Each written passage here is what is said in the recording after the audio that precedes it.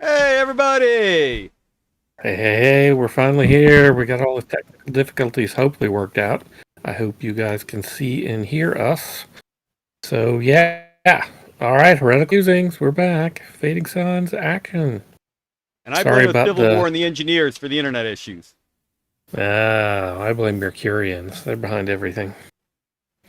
Somebody took down the internet for our host, but luckily we were able to reroute. So how's everybody doing? Lots of folks out there getting their Fading Suns books. We're seeing pictures on the Twitters and the Facebooks. And I've got a box over here that just came in the mail today. And we're going to do an unboxing video at some point. So we're not going to do it today because What? it only just Wait a arrived. minute, wait a minute.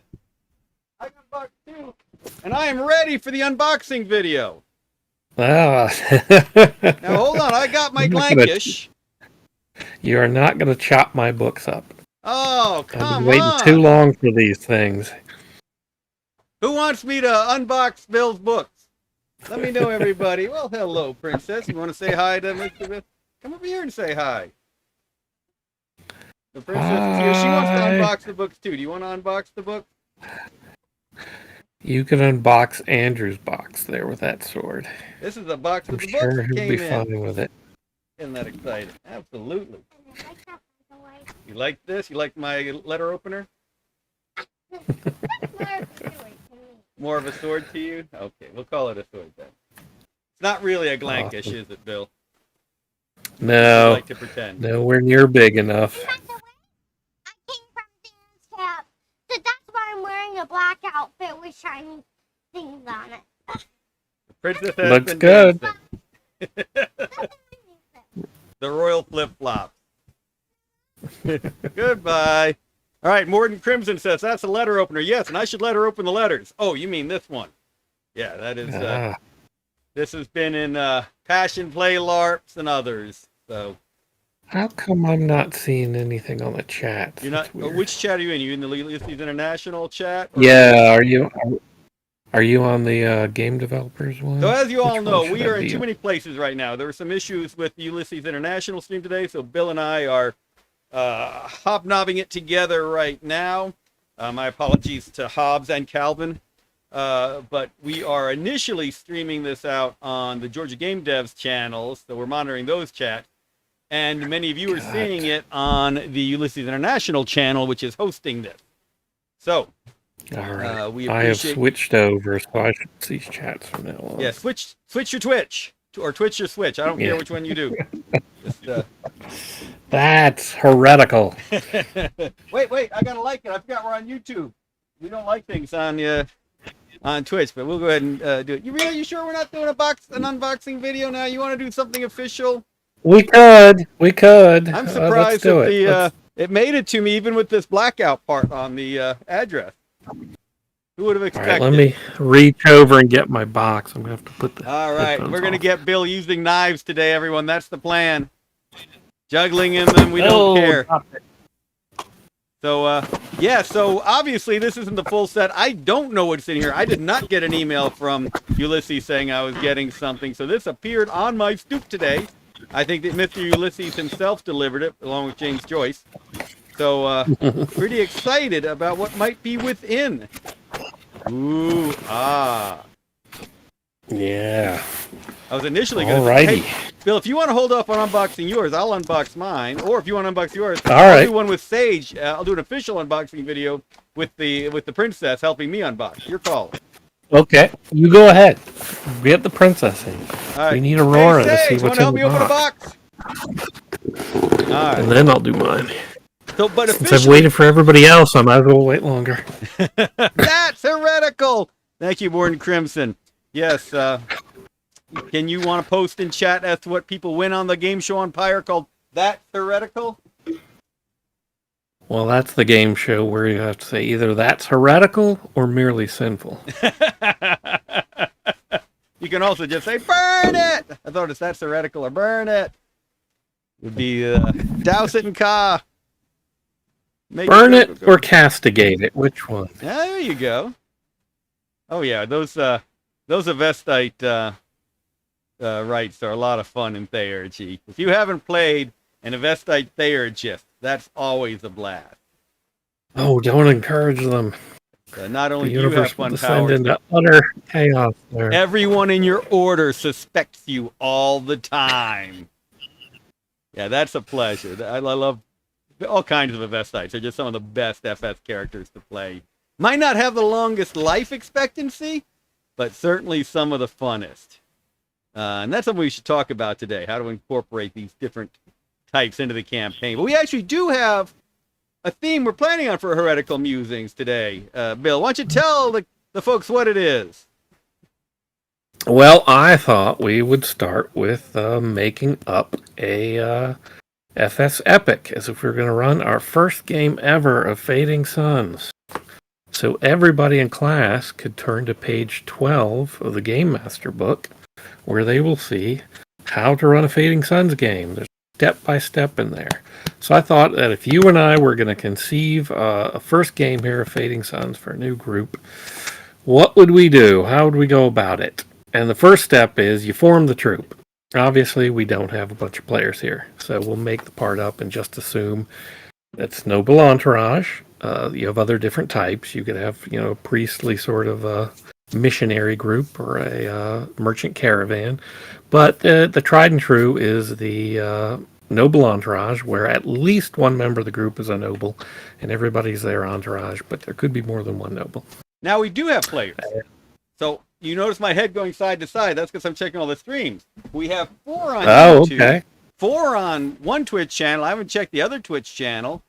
So if you all want to comment as we go along with the characters you'd be creating for Bill and mine's jointly run Fading Suns campaign, where I'm going to insert an Avestite patriarch. Tell us what characters you're going to run in this troop, this noble entourage of ours. And we'll plan how to most F you up. I mean, we'll plan how to make it the most rewarding experience you can have. Yep. All right, Bill, keep going. And so, all right, let's see. We'll go on to the next step, which is developing the arc, your story arc. This is your first idea of where it's generally going to go. And you kind of come up with the pitch for the game. So what's this one going to be about? Now, ideally, once you've got your troop, that helps you as the game master have a better idea of what you're going to run, but you could do it the other way around. You can come up with something and tell the players that, well, heck, this is what I'm going to do, so we want your guys to fit into this scheme. So I figured for your and my game here, Andrew, that since our beginning setting for this book is on Hargard, that's where it would be set. And the game is involving the player characters trying to be emissaries to the recalcitrant Voldrak, who have not yet come over to the Empire. There are some people who are neutral, and maybe the players can help sway them over through a series of dramas and stories and stuff, and convince them that the way of the Empire is the true way. After all, they think you're all weak known worlders. Why would they want to go along with you? Better to just stab you and take your stuff anyway. We've already got more than Crimson forming a Van Gelder Seneschal. Oh my goodness, based on Edmund. Oh, Blackadder. Now wait a minute, which series was Edmund in? You'll have to. That was the first, wasn't it? Isn't that the where he kills the king? You'll have to remind me which one was Edmund in the Blackadder series. It has been a day or two since I've watched Blackadder. Blackadder is a great example for characters. Now, one thing that I like to talk about, and some of you have heard me mention this before, is that when you are working with your players to come up with what you want to do in the story, it's great to have them on board. You want them on board. But more than anything else, you want a story arc, setting, etc., that excites the GM. That makes it you as GM want to come back to this story again and again. You can bring the characters on in. As their characters go up, they'll get the feel for it. They'll start loving it. But if it's not something that is immediately pinging you, do something else. I love Hargard. It is a very mysterious world. You can do all kinds of crazy things on it. Anything you want can be there. But for some of you, Pandora's got more political intrigue. If you want a lot of political intrigue, maybe you're on Byzantium Secundus. If you want freakish aliens, maybe you're going to go to Severus, or you're going to go to Ungavorox. So do something, or if you want to have your own setting, maybe you've got a Lost World, do what really attracts you first. I like Hardguard. You've got this great clash of cultures, because Fading Suns itself is a clash of cultures. 5 noble houses, different church sects, etc., the guilds, weird, freaky, everything else is all clashing. And now you throw it onto a barbarian world that doesn't understand any of it. You got yourself set up for some fun. Edmund Blackadder was 2. Was that Queen Elizabeth, the Queen Elizabeth series? Queenie? So our Van Gelder Seneschal was looking like he'll be the troop leader of the nobler entourage, and all our other players will follow along behind him. Well, hold on, Bill. Jason Yeah. Sarton on YouTube is saying, no, let's go to Cadavas for some Mad Max-style adventures. Oh, yeah. After my own heart. One of my favorite worlds I created. That was, yeah, that's supposed to be about the nastiest, one of the nastiest places you can be running your campaign. You got to get a lot of player buy-in for that one. Yeah, that's going to be a bleak game if you set it there. Yeah. So those can be fun. Jason, I like the way you think. Yeah, that is so much fun to run stuff on. It is nasty. Yeah, it is bleak. Yeah, you are kicking the scum out of the street. If you're not one of the scum being kicked out of your way, that's just perfect. All right, we're going to go with Hardguard because we got some good setting information. But we got to get there eventually. We're going to take some Voldrock there so they can despise the known worlds forever. This is what the known world is. What the heck? To continue on in what you get in the book, we give you all sorts of advice on stuff. You don't have to follow it. It's just here to help cooks and stuff. So, for instance, you might want to figure out what sort of genre your epic is mainly going to hew to. Doesn't mean each drama is going to be set in this, but generally the whole sweep of the thing, what is it? Is it adventure? Is it Fate of Empires? Is it the Frontier? Is it horror? Is it mystery? And I think for this one, we're kind of going to have a mix of Frontier and Fate of Empires, in the sense that you're way out on the frontiers here, and in a way nobody's holding your hands, so the characters are going to have a lot of leeway, but they're set in a position, though, where their actions are going to tilt the balance on what goes on with these Voldrock. A lot of these neutral Voldrock they might be meeting, or that have been sent to meet, are going to use the player characters as a gauge for, which side are they going to be on? That of Alexius, or are they going to throw in with Thane Firestorm? Nope. And all of that. So, one interesting thing about a Frontier campaign is the players expect weird stuff. And you can throw a lot of weird stuff in. It can be a lot of fun. You pull stuff out of our source material, out of your own head, other games, and it fits pretty well. Do something on Byzantium Secundus, on the other hand, when you throw something weird in, it's completely unexpected. When that mutant shows up with all sorts of powers, when the Antimonist is eating their souls, whatever. Nobody expects that. You expect that on a Frontier. So that's part of the fun with it, too. You get to play with the player's expectations based on how you're going with this. And we think of Byzantium Secundus as the center point where all the real important politics happens, but it's very easy for core known world shaking actions to be happening out on these frontier worlds, especially Hardguard, etc. Mm-hmm. Yeah, if you look at it in terms of traditional fantasy games and such, a lot of games tend to start out on the outskirts, the frontiers. D&D 5th edition takes you to play a little mining town of Phandalin. You don't start immediately in Baldur's Gate or Neverwinter Nights. That's the city campaign. And in a way, running a Byzantium Secundus game is running one of those city kind of games, because you're definitely getting much more into the kind of intrigues that take place in the center of politics. If anybody's interested, there was the old Byzantium Secundus source book still available as PDF on drive-thru through Ulysses. Someday we hope to get back to detailing that again. But our focus right now is on this frontier world of Hardguard and this clash of civilizations and where it's happening. Morton Crimson had some nice comments about Hardguard. Yeah. You want to read those, Bill? Yeah. I'm running my game on Hardguard at present. I'm really falling for it. It's a lot of fun, huge possibilities. I agree, thanks. The picture Edmund Van Gelder is really out of his depth on Hardguard. He is a civilized man.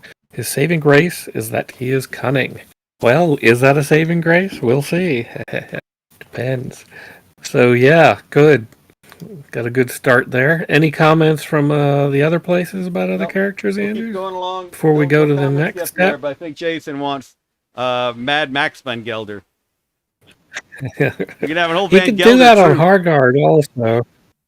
Van Gelder is going to grab property. Maybe he can Oh do man, we haven't explored this enough. There's no reason we can't have minor houses thinking they own property on that they've got these ancient deeds they think are worth something, and they're going to go try and enforce them on Harguard. We haven't played with that nearly enough. This is the Van Gelder return.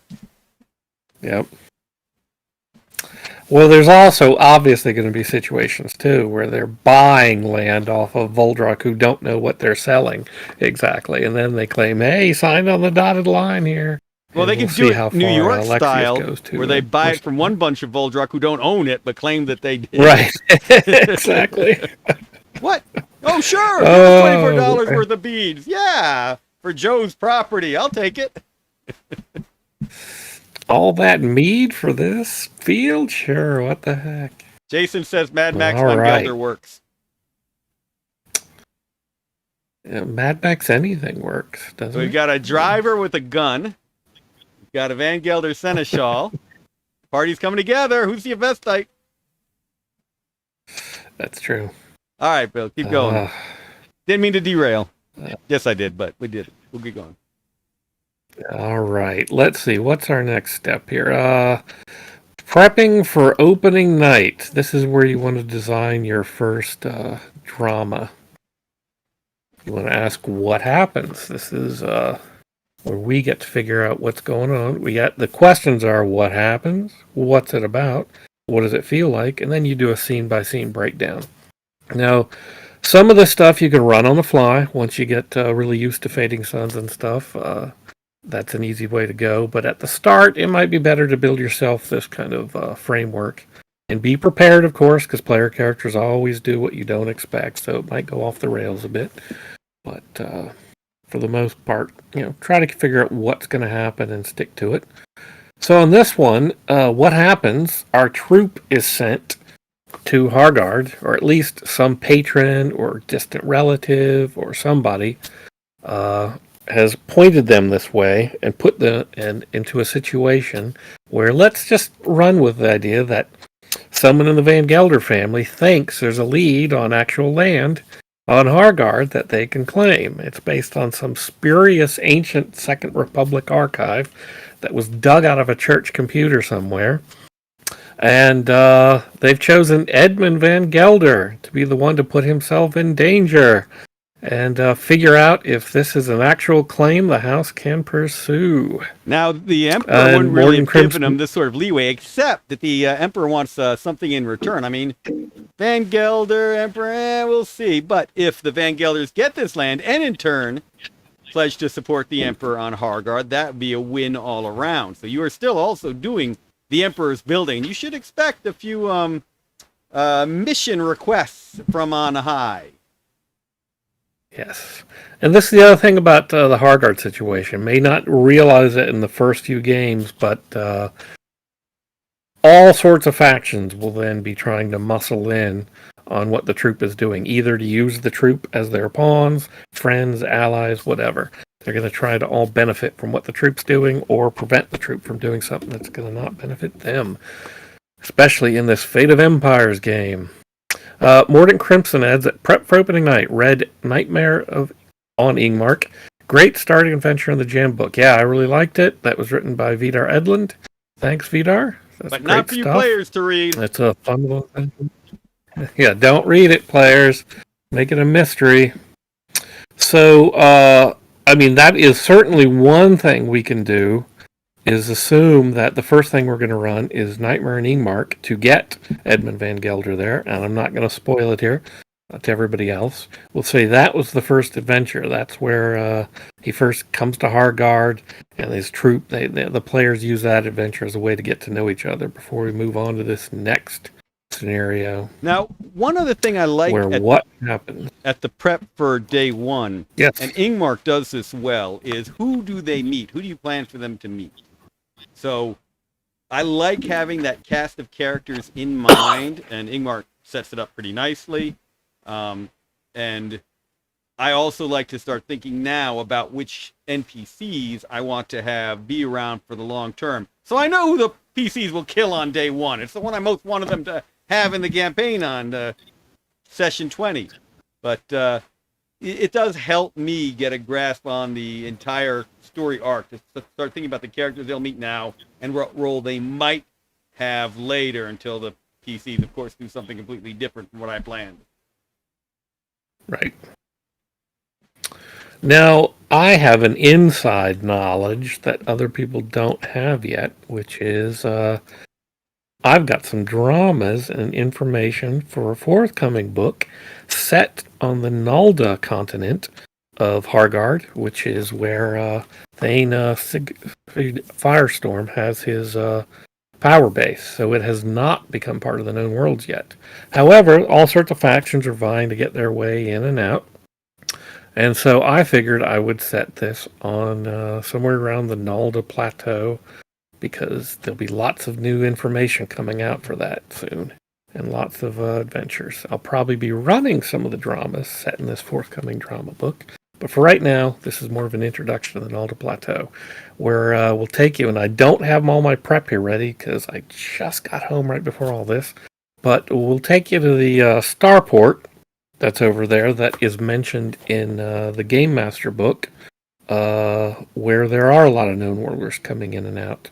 And if I can go back, let's see, I'm on page 19, jump ahead. Yeah, we're still dealing with the PDFs. You've got the books already out of the boxes. I know. If you had the book, I'd be popping right to it right now and stuff. Okay, yeah, great. Got the map up here, and this isn't. I just want to show you. I got my posties all ready to get stuck in this book. As soon as I unbox it, posties are going in. Let's see here. Oh, cool little section on these guys. I just gotta. The Valholm Spaceport. This is in Ostmark. This is in Sigvidir Firestorm's area. So again, even though he's resisting Alexius's claim, and even though a lot of these guys are building up to fight, they're still into commerce. So this spaceport is open to known worlders and the Ramakrishna and all sorts of others. So there's a lot of diplomacy attempting to take place here. Whether it does or not, who knows? But that's where I think we'll take our troop for the first little introductory to this particular epic. Now, this spaceport is not the worst den of scum and villainy that you'll find in the known worlds, but it ranks up there. Yeah, it's not a nice place. But it's also, again, it's not on Cadavis, so... let's see if my PDF program here would respond. I'm clicking. Thank you, Morden Crimson. Things. Morden Crimson says the books and associated products are brilliant, by the way. The team have done a great job. I think so, too. Bill's put together a great group. Thank you. All right, so what happens is, in this particular drama, is the troop arrives in Valholm, where they are to meet a contact that has been given to them through the Van Gelder, someone who knows about the land that supposedly they might be able to claim. This person doesn't know anything about the claim, just the land, so it's a guide who's going to be able to take them out to the land, and this is out on the Nalda Plateau. It's not too far from the what is now becoming a famous, the Panbichu scorpion gargoyle, or statue at least. We don't know if it's a gargoyle or not. That's out there on Hargard. So that's what happens, at least that's where it starts out. They're going out there with a guide, and I think as we work through this, we'll decide what's going on after that. They're going to meet the guide in a bar? But yeah, a bar at Valholm. It's Tavern. Of course it's a bar. You gotta always start in a bar, yep. And then, of course, a fight will break out. And we'll see if they get out of there alive. which of course they will. But so now we get into the what's it about? What's the high level concept that animates the drama and stuff? And I think I'll just call this one "Strangers in a Strange Land," because part of the idea is to set up that real difference between the known worlds and the Voldrak culture, especially this Ostmark culture, which doesn't even have the familiarity of House Eldred and stuff, or the Ramakrishna and their relation to the Al-Malik. So it's going to definitely be different. These people are fiercely independent. They're not serfs, even if they're not rich or wealthy, even if they're just farmers. So they're not used to be treating like nobles, too high and mighty. Thanes are deserving of being treated well because they've earned their respect in some way. They have what's called regard. It's not simply a title, it's something they've actually earned. So we'll see how well Edmund Van Gelder and his gang work out on here, assuming... Mad Maximilian Van Yeah, Gelder. exactly. Still no Avestite in the party. And, oh, we'll have to work on that one. Someone's got to save. And so what does it feel like? That's the next question. What's the atmosphere or mood we're trying to convey? I think, again, part of the idea here is just culture shock, which is that you might have certain expectations, even if you're going off the horrible stereotypes that you've been told about the Voldrak, of them being complete and utter barbarians. You'll find they're not. They've got culture, they've got kids, they've got families to raise too. And so they're a lot more varied and different than you might think. But they're also a lot more fiercely independent, and they don't fall for this feudal stuff the same way the known worlders do. And so we'll get into a scene breakdown next. This is where we would sit down and I would figure out what happens. One quick step point by on what step, it feel like. Scene-wise. This is one where player interaction will guide you quite a bit. I mean, you might have one view for how it should feel, and the players will definitely take it in a different direction. The tone. Players can set a tone very quickly. That can be different than yours. So, yeah, this is probably one of the ones where you have to be most adaptable. Right. Yeah. Presumably, you're going to be getting better at this when you're figuring out each drama. Once you've played with your troupe and you realize what they think their characters are, the level of humor they're going to bring to it, the level of seriousness, etc., etc. And again, I'm assuming we've run Nightmare on Ingmark, so we have some idea at some point of what this is going to be like. And so I think I'll be able to get away with this theme. And Mordant Crimson adds that Edmund has an Avestite Confessor as a retainer perk. So even if there's not a player character in the troupe, he's got an Avestite retainer. One of the classic... somebody to constantly be haranguing him. One of the classic Blackadders from that period was when Blackadder's relatives came, who had all the money, who are the fundamentalist Cromwellians. And upset if he's not eating just potatoes, and the very idea of alcohol is anathema. So I think it fits in very well. Yep. All right, if we go to the scene breakdown guidelines here, again, you can do them any way you want, but generally you want to start out with an inciting incident, the beginning. And our inciting incident here is guide. But some of the locals have gotten wind of some of these guys are up to, that they might be trying to do some land grabbing. So they're going to confront the troupe and try to run them out of town, or at least test their mettle. Now, this doesn't have to lead to combat, even though Voldrak tend to be jumping into that kind of stuff. But they might just be trying to scare or cow the troupe into turning around and leaving. So there might be some influence tests first. Or depending on how the players are reacting to this, they might jump right into combat.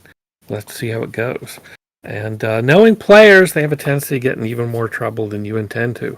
So they might wind up pissing off other people in the bar. And this is where the whole thing escalates, in that once everybody else realizes what's going on, they'll start choosing sides. There might be some people who want the increased commerce with these Van Gelders and think it would be cool if some nobles set up stakes here, because then they might be able to bring jobs and money and stuff.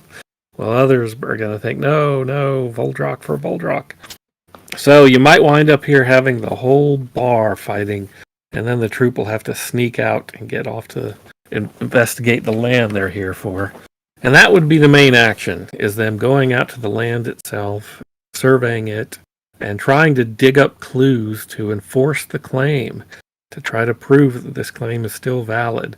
The Van Gelder can exploit it to try to actually claim some territory. And of course, like I said, since it's near the Panbichu Scorpion, which is a strange Anunnaki statue, we might run into some strangeness, unexpected strangeness. That maybe indeed there is some sort of distant sort of claim in the land, but one of the reasons it's been forgotten for so long is the true locals know that this place is haunted. There are strange things that are happening and going on here. Nobody wants to move in. So really, if the Van Gelder want it, they can have it. And that's the trick, is now the troop has to figure out what's really going on. Is this place dangerous? Is it radioactive? What's happening? What's going on? Are there ghosts? Is it Anunnaki stuff? Or is it really just some Voldrak in masks pretending to scare everybody away? This is when you And need that a requires Vorox. and his your damn Van gang Gelders and your covered. Vorox too Exactly. can solve the mystery of the men in the rubber masks. Yep. And the curtain drop. That's the ending. That's where you figure the main action has been leading all along. And that's when you find out that this claim, this distant claim, is actually fake. It was actually planted, sent to the Van Gelder by a rival group that was trying to lure them here and embarrass them. So, even though they have discovered that if they want the land, the Voldrak are perfectly fine with them moving in on it because it's haunted. Even if they've resolved the haunting, they can't do it all the way. Not in just one drama. Part of the epic will be about figuring what's really going on here. But the point is that they've been sent here on a wild goose chase of sorts, and that's some rivals. And it's these rivals. Maybe it's the Dacados trying to pull the strings again of the Van Gelder. Maybe it's somebody who's Edmund Van Gelder's personal, antagonist who will follow him throughout the game, depending on how they built these characters and stuff. Who was screwing with them? So it didn't. This little fragment didn't actually come from a church think machine at all. It was planted. Hackers! It's all fake. This is spies versus spies. Now, something Bill introduces in this that I recommend for a few different reasons is the scene card. You're writing down some of this general information. Ulysses is going to introduce the user-generated content system down the line for Fading Sun. Not there yet, but I like how Bill sets up the scene card, how you write down the basic information, and it's a great format if you do want to expand your adventures, your stories, your adventures, etc., into something you can sell on this new platform when the time comes. So I recommend it and update it along the way. And it's great if you feel like fleshing out your entire scenario right now into a 64-page book. But more than likely, it's something you're going to do over the long haul. And writing down these notes now helps keep them fresh, helps keep them organized. And when you're ready to put stuff up for your fellow players to benefit from, and maybe you make a little scratch from Firebirds from, these become a great resource. Yeah, that content creation program will go up at some point. It'd be called the Company of the Phoenix. So join the Company of the Phoenix and put up your own content up on drive-through. But yeah, the scene cards. If you want some examples again of how to write this stuff up, you could look at Nightmare and Ingmark, or you could look at Intrigues and Escapades, one of the books as part of the first wave that gives you some dramas, and they're all broken down scene by scene using these cards. I'm trying to keep up with the chat here. Okay. All right. Let's see. What's our next step here? Well, there's some frameworks here that are just used as examples to show how you might break down some of the beats of a story in the Fate of Empires or your Frontier story. I don't think we need to look at these right now because we've already gone through some of our ideas. These, again, are just helping you get a a sense of genre and stuff. Now the next one is chart the run. That's for your epic. What we just did was one drama. Now we kind of want to have an idea of where the rest of the dramas leading. We don't have to write them out now, but we want to know what's the aim of the epic. Yeah. It's going to all lead back to Cadavis, where that rival of yours who planted this false wild goose chase is based on Cadavis. Mad Maximilian will have his day. So yeah, we're just going to figure out where this is going, and like I said, part of the whole idea in general is for the players to become a decisive force of sorts on whether the Voldrak, some of the more neutral Voldrak here, can be won over to the Empire. And who knows, if the player troop is good enough, they might be able to win over some of the real stick-in-the-mud Voldrak. Or they might do the opposite and have everybody, side with Firestorm and some of the other Voldrak who'll be moving in from the Voldrak worlds. And lose one for the Empire. Good job, troop. Yeah, that's part of the idea, is to guide them that way. I'm a big fan of keeping your options very open here, because obviously the main arc you're looking at is their attempt to increase Van Gelder prestige.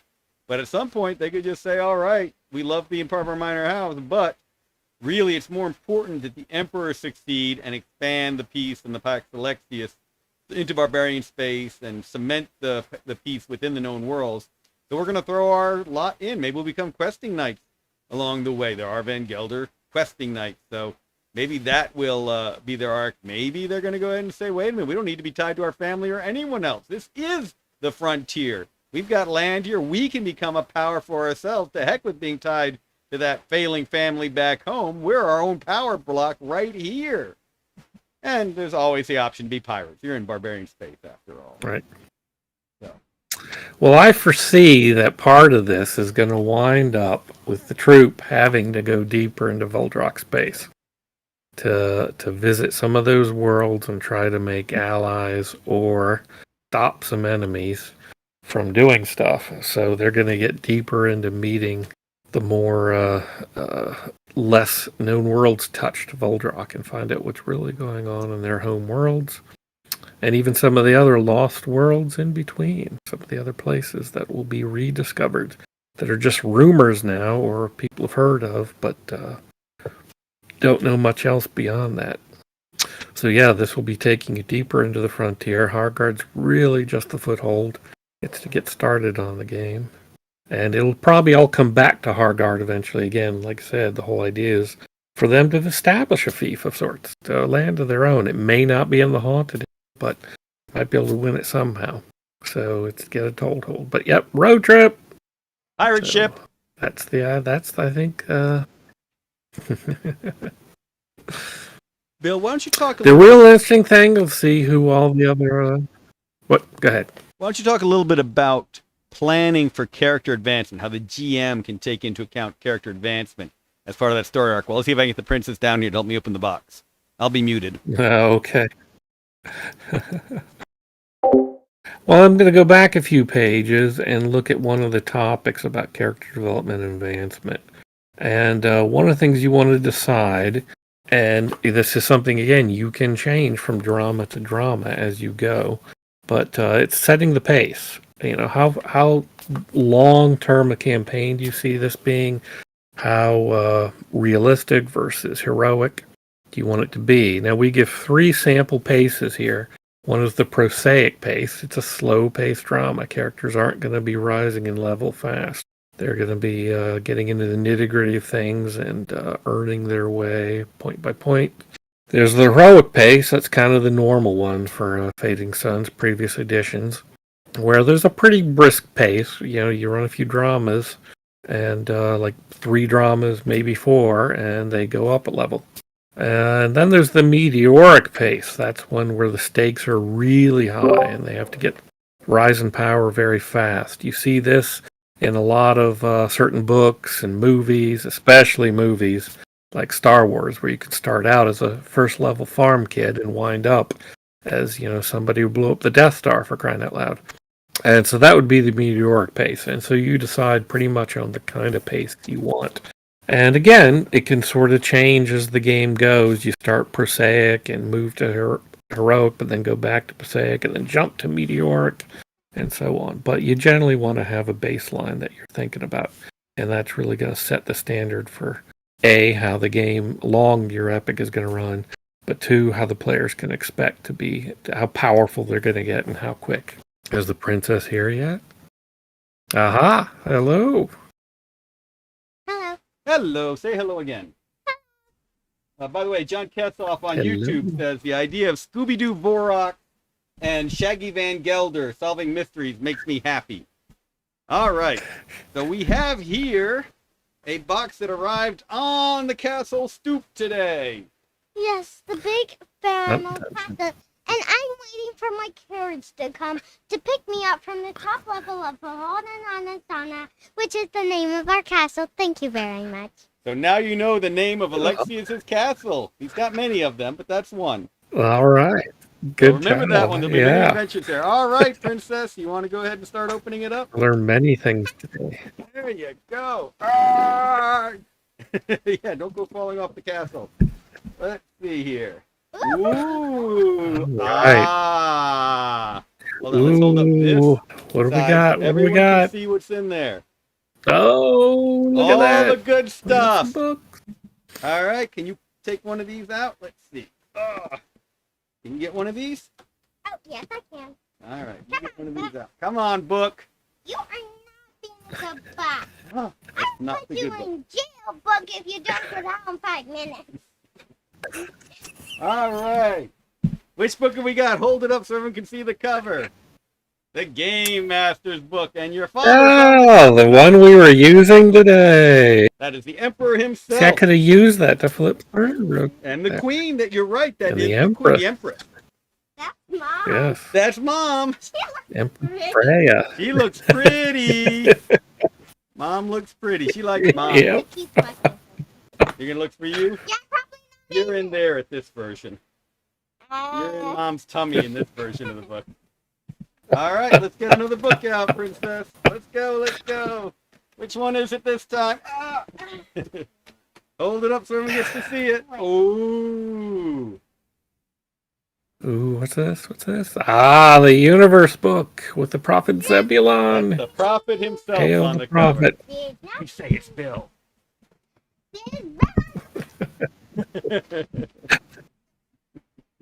All right. Next book. What do we got in here? This is a happy day, isn't it? Ooh. You like the bird people, the Atiri? I just like her. You like her. Show her to Bill. Ooh, what is this? This is the one I like. Ah, the faction book. Ah, okay. There you Gosh, go. What about the who monkey was guy? she? That's I a can't gamma. remember now. She's a minor house person. Who is she? Do you remember which house she Yep, is? you got an Atari again. She's from the No, I'm Canucks, trying to remember. from the Canucks. Oh, darn it. Which is a big group of It's been so long Big since group of- we've done this stuff. Okay. This is the good one, she says. She found her in a few years. She says that's her. Oops, let's get this Yeah. up. Point to yourself now that we can show it to everybody. Ah, the character book. Yep, that's who she is. Well, there you go. Okay. Butterfly dress was so. Your A butterfly big dress giant will go character perfectly. book. Yes, as Mordecai Crimson says, she is Kada. You should give me a sword. Okay, give you a sword. We make more of these. So who is that, Bill? She's from House Kada. Ah, how could I? Excellent. Tell we know a few players are gonna be very Of happy when they Grail. see that on the cover. Ooh, there we go. The Reeves book. What is this? Ooh, nice. It's all about The Imperial Dossier with the Reeves. money, money, money. All about money Mm. and the law. And the Reeves. Yes. There you go. Very rich. Rich enough to get $138 $130, which is a big library in the Just Fading for Sun. one library. And they've got 150. Could you imagine how many dollars? Not counting Library. in the million feet big one in their castle. This is my way of performing that castle. Not really in this castle, but we're definitely gonna make it when I put on my bedroom into the sunboard. You hear it straight from the princess's mouth. There you go. And her favorite of the book. So get to work making your characters. Yay. Right. All right. Well, we're just about out of time here. That was a great way to end it, showing You can off both the be you if books. you want. That's her in the hot And, savannah there in the background. Nope. There you go. Oh, right there. Me in the hot It's like it. savannah. In the hot savannah. Excellent, excellent, excellent. Out on Istakur. Find more versions of you in these books. All right, so let us know what you want us to talk about in the next Heretical Musings. Maybe we'll do Bill's unboxing. That was my favorite unboxing ever. Well, I'm not going to wait that long. Yep. Yep. So, All right. all right. Thanks Cool. everyone for joining us. All right, then. Thanks. And Goodbye. Thanks a lot for See joining. you next time. And this is, by the way, the princess wave, if you wanted to know. It is. That is the royal wave. you're all getting a royal goodbye, everyone. Goodbye. Morton Crimson says, great stream. Thanks, guys. An extra special thanks to the princess. Say goodbye to Morton Why, Crimson. thank you. All right, we'll chat with them. Oh, wait, on 8 p.m. Saturday, I'm doing an Emperor of the Fading Sun stream. And we'll be talking about the modding community for Emperor of the Fading Sun. So don't hesitate to join 8 p.m. on the same bat station. All right, Great. everybody. Thank you for joining us. Have a great day. Goodbye. See you next time.